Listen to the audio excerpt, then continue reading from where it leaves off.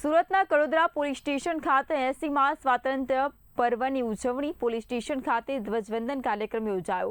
Police અધિકારીઓ અને કર્મચારીઓની ઉપસ્થિતિમાં તિરંગો લહેરાવાયો તો રાષ્ટ્રધ્વજને સલામી આપી દેશભક્તિ વ્યક્ત કરાઈ। પોલીસ સ્ટેશન પરિસરમાં દેશભક્તિનો માહોલ છવાયો। સ્વાતંત્ર્ય પર્વના નિમિત્તે પોલીસ કર્મીઓએ લીધો સંકલ્પ તો વંદે માતરમ અને જય હિન્દના નારાથી પરિસર ગુંજી ઉઠ્યું। પોલીસ અધિકારીઓએ સ્વાતંત્ર્ય પર્વની શુભેચ્છા પાઠવી દેશભક્તિના રંગે રંગાયું કડોદરા પોલીસ સ્ટેશન। ઉત્સાહ અને ગૌરવ સાથે 80મા સ્વાતંત્ર્ય દિવસની ઉજવણી કરાઈ।